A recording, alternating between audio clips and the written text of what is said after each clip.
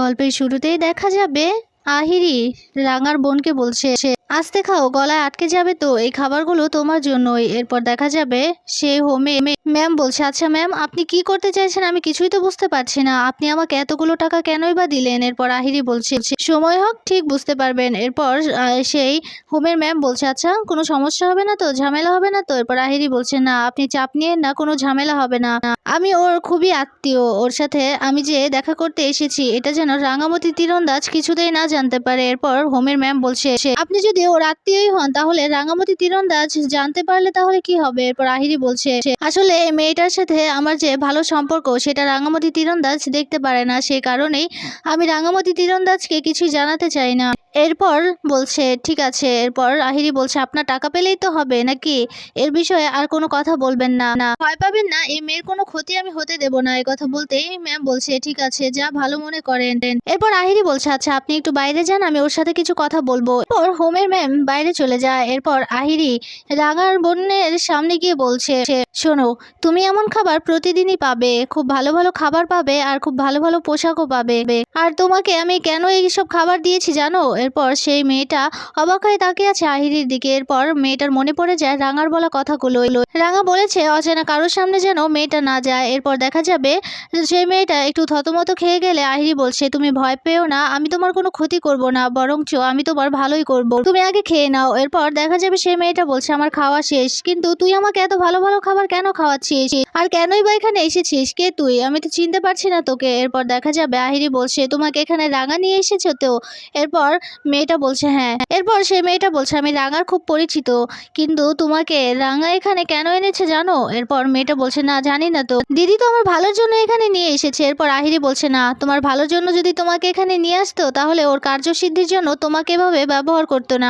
এরপর সেই মেয়েটা অবাক হয়ে তাকিয়ে আছে আহিরির দিকে। এরপর আহিরি বলছে, কিছু বুঝতে পারলে? তুমি এখানে এসেছো, তারপর থেকে রাঙার হয়ে কাজ করেছো, এর বিনিময়ে তুমি কিছু পেয়েছো? এরপর সেই মেয়েটা কিছুই বলতে পারে না। এরপর আহিরি বলছে, আমি বুঝতে পারছি তোমার বিষয়টা, আসলে এই পৃথিবীতে অনেক মানুষ আছে যারা যারা কিনা অন্যের ভালো করার লোভ দেখিয়ে তাদেরকে দিয়েই তাদের কার্যসিদ্ধি উদ্ধার করে। রাঙাও হচ্ছে তেমনটাই, আমাকে অনেক অপমান করেছে, আমার অনেক কিছু ছিনিয়ে নিয়েছে এই রাঙা, আমাকে দিয়ে ওর অনেক কার্যসিদ্ধি হয়েছে, বুঝেছো তো? এখন তোমাকে দিয়ে ও কার্যসিদ্ধি করতে চাইছে, তোমাকে ও ইউজ করতে চাইছে। কথা বলতেই দেখা যাবে মেয়েটা বসা থেকে দাঁড়িয়ে যায়। এরপর মনে মনে বলছে, না না, দিদি তো আমার ভালো চায়, তাহলে কেন আমাকে এসব কিছু বোঝাচ্ছে? দিদি তো আমাকে বলেছিল অচেনা কারোর সামনে যেন না যাই, এই কথাই বলছে সেই মেয়েটা। এরপর আহিরি গিয়ে মেয়েটার কাঁধে হাত দিতে ভয় পেয়ে যায়। এরপর বলছে, তুমি ভাবছো এখন যে আমি যেচে কেন এসব কথাগুলো বলছি? তোমার ভালোর জন্যই বলছি, এতদিন যা কিছু করেছো রাঙার ভালোর জন্যই করেছো। তোমার ভালো কি রাঙা চেয়েছে? চাইনি তো, যদি চাইতো তাহলে তোমাকে সুন্দর একটা জীবন উপহার দিতে পারতো, তোমাকে খুব সুন্দর একটা চাকরি দিতে পারতো, কিন্তু রাঙা কিন্তু তা করেনি। এই কথা বলতেই দেখা যাবে সে মেয়েটা বলছে, তুই এখানে কেন এসেছিস আর আমাকে কেনই বা এত কিছু বলছিস? এরপর আহিরি বলছে, শোনো, আমি তোমার পুরো লাইফটাই সেটেল করে দেবো যদি তুমি আমার কথা মতো কাজ করো। এই কথা বলতে মেয়েটা অবাক হয়ে তাকিয়ে আছে আহিরির দিকে। এরপর আহিরি বলছে, শোনো, আমি তোমাকে ঠিক যা যা বলবো তুমি তাই তাই করবে, এতে তোমার খারাপ হবে না, বরং তোমার ভালোই হবে। ওইদিকে দেখা যাবে বৃন্দা আর বাড়ির সবাই মিলে পুজোর কাজ করছে, বৃন্দা সেখানে দাঁড়িয়ে আছে। এরপর পুজো শেষ হয়ে গেলে প্রসাদ দিতে যাবে, ঠিক তখনই বৃন্দা রাঙাকে হেসে হেসে বলছে, একবার আমার হাত থেকে বেঁচে গেছিস, তাতে কিচ্ছু হয়নি, জানিস তো আমি তোর পিছু কোনোদিনও ছাড়বো না। এই কথা বলতে রাঙা অবাক হয়ে তাকিয়ে আছে বৃন্দার দিকে। এরপর বৃন্দা কি বলছে, বড় দিদি তুই আসলে জানিস না, মনে নেই তোর, রাঙামতি তীরন্দাজের ক্ষতি কেউ করতে পারেনি আর করতেও পারবেও না, তুই যতই চেষ্টা কর না কেন আমার ক্ষতি তুই কোনোদিনও করতে পারবি না, মিলিয়ে দেখিনি। এরপর বৃন্দা বলছে, শোন, তোর তীর ধনুক দিয়ে তোকেই ঘায়েল করব, দেখে নিস তুই। এ কথা বলেই দেখা যাবে হাসতে হাসতে বৃন্দা প্রসাদটা নিয়ে চলে যায়। এইদিকে রাঙা তো অবাক হয়ে তাকিয়ে আছে বৃন্দা যাওয়ার পানে। এরপর মনে মনে বলছে, কি বড় দিদি আমাকে হঠাৎ এ কথা কেন বললো, আমার তীর ধনুক দিয়ে আমাকে ঘায়েল করবে, এটা কি বলে গেল বড় দিদি? এরপর দেখা যাবে পাঞ্চালি এসে বলছে, কিরে রাঙা, কি হলো, এভাবে থমকে দাঁড়িয়ে আছিস কেন, সবাইকে প্রসাদটা দিতে হবে তো? এরপর রাঙা বলছে, হ্যাঁ হ্যাঁ রে দিদি ভাই, আমি দিচ্ছি প্রসাদ। এ কথা বলেই দেখা যাবে সবাইকে প্রসাদ দিতে চায়। এরপর রাঙার মুখটা দেখে প্রমিতা বলছে, কি রাঙা, কি হয়েছে তোর? তোর মুখটা এমন ফ্যাকাশে লাগছে কেন?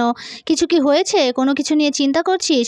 কথা বলতে রাঙা বলছে, মা তোর সাথে আমার কিছু কথা ছিল। এরপর প্রমিতা বলছে, ঠিক আছে, পুজোটা শেষ হয়ে যাক, পুরোহিত মশাই চলে যাক, এরপর তোর সব কথা আমি শুনবো। শোন, কাজের বিষয়ে কিন্তু আর একটা কথাও হবে না। আমি তোকে কাজ করতে যেতে দেবো না, কোথাও যেতে দেবো না। তুই এখন প্রপারলি রেস্ট করবি। এরপর রাঙা বলছে, হরে মা, সব হবে, কিন্তু তোর সাথে আমার দরকারি কথা আছে। এরপর দেখা যাবে প্রমিতা বলছে, ঠিক আছে। ওইদিকে দেখা যাবে রাঙার মতো দেখতে সে মেয়েটা বলছে, কিন্তু এটা আপনার কি লাভ? আপনি আমাকে কেন কেন এসব কিছু দেবেন? আমার ভরণ পোষণ দেবেন? আপনি চাইছেনটা কি? আমি কিছু বুঝতে পারছি না। এরপর আহিরি বলছে, তুমি আমার কথা মতো চলবে। শোনো, বর্তমানে টাকা পয়সা না থাকলে কারোর কোনো নাম থাকে না। এখন রাঙামতি তীরন্দাজ একটা বড় লোক ছেলে দেখে বিয়ে করে নিয়েছে, ফুসলিয়ে ফাসলিয়ে। আর এখন ও তীর ধনুক দিয়ে খেলে কিন্তু অনেক নাম অর্জন করেছে, অনেক টাকা পয়সা আছে, এই কারণে ওকে সবাই দাম দেয়, জানো তো? এখন যদি তোমারও টাকা পয়সা থাকে তাহলে তোমাকেও সবাই দাম দেবে। আমি সেই কারণেই বলছি, তোমার নিজের একটা জায়গা তৈরি করা দরকার। এরপর মেয়েটা বলছে, আমি সেগুলো কি করে করব?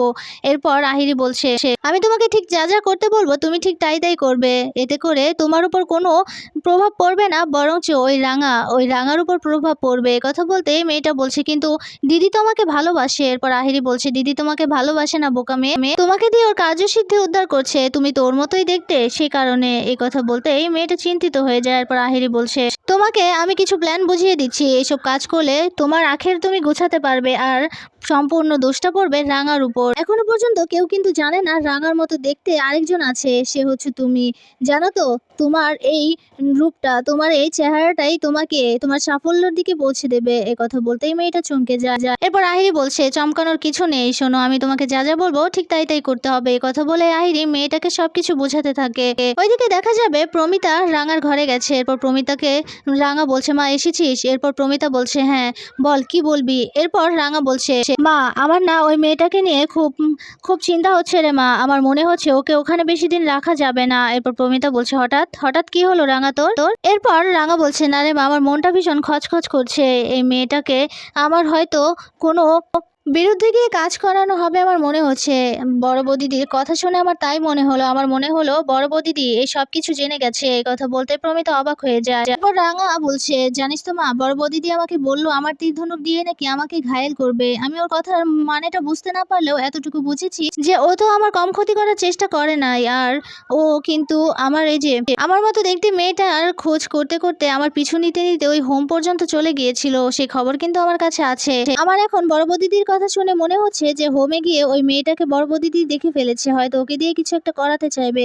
এই কথা শুনেই তো চমকে যায় প্রমিতা। তখনই সেখানে একলব্য আসে। একলব্য এসে বলছে, কি হলো, কার কথা বলছো তোমরা? এরপর রাঙা চমকে যায়। এরপর প্রমিতা বলছে, আর বলিস না, রাঙা রাঙা যে প্রেগনেন্ট, আমার নাতিপুতি যে আসবে তার কথাই বলছি। এরপর একলব্য বলছে, না মা, তোমরা এটা নিয়ে কথা বলছিলে না। এরপর রাঙা বলছে, কি আর বলবো বলতো অরুণ বাবু, আমরা তো কাজের কথা এখন আর কিছু বলি না, কারণ তোরা তো আমাকে কাজ করতে দিবি না, সেই কারণে। এরপর একলব্য বলছে, কথাটা যেন মনে থাকে, মাথায় গেঁথে রেখো, আর আমি একটু বাইরে যাব, আমি আসছি। কথা বলে একলব্য চলে যায়। এরপর রাঙা বলছে, যাক বাবা, কিছু শুনতে পাইনি অরুণ বাবু। এরপর প্রমিতা বলছে, শুনলে কি হতো বলতো?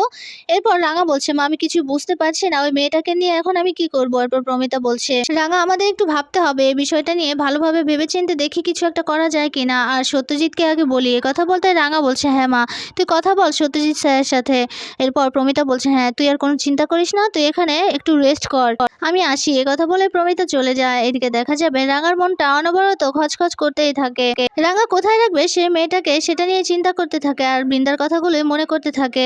ওইদিকে দেখা যাবে আহিরি মেয়েটাকে সবকিছু বুঝিয়ে দেয়। এরপর মেয়েটা বলছে, কিন্তু আমার তো খুব ভয় করছে, দিদি তো আমার ভালো চায়, আমি কি করে দিদির ক্ষতি করব? এরপর আহিরি বলছে, তোমাকে ওই রাঙার ক্ষতি করতে হবে না, শোনো, তোমাকে আমি যা যা বুঝিয়ে দিয়েছি তুমি তাই করলেই হবে। এরপর মেয়েটা বলছে, তাতে তো দিদির ক্ষতি হবে। এরপর আহিরি বলছে, শোনো, তোমার আখেরটা গোছাতে গেলে কার ক্ষতি হচ্ছে কার ভালো হচ্ছে এটা দেখলে চলবে না। তোমাকে এতদিন ও ইউজ করেছে, আর তুমি বোকার মতো এগুলো ভালোবাসা ভেবে বসে আছো। ও তোমাকে ভালোবাসে না, ও তোমাকে নিজের কাজে এভাবে ইউজ করছে। না হলে দেখছো না, তুমি এতদিন খাবার পাওনি, তোমাকে ভালো মন্দ খেতে দেওয়া হয়নি, খাবারটাও দেওয়া হয়নি, ও সবকিছু জেনেও তোমার কোনো খোঁজ নিতে আসেনি। এরপর দেখা যাবে মেয়েটা বলছে, না দিদি তো ওই সমুদ্রের তীরে পড়ে গিয়েছিল। এরপর আহিরি বলছে, ওসব ওসব কিচ্ছু না, ওসব মন গড়া গল্প শুনিয়েছে তোমাকে। আসলে ওর যখন দরকার পড়ে তখনই তোমার কাছে আসে, এছাড়া তোমার কোনো খোঁজ খবর নেয় না, কি ঠিক তো? এরপর মেয়েটা চিন্তিত হয়ে যায়। এরপর আহিরি বলছে, আমার কথা মতো চললে তুমি সবকিছু পাবে, তোমার কোনো ক্ষতি হবে না,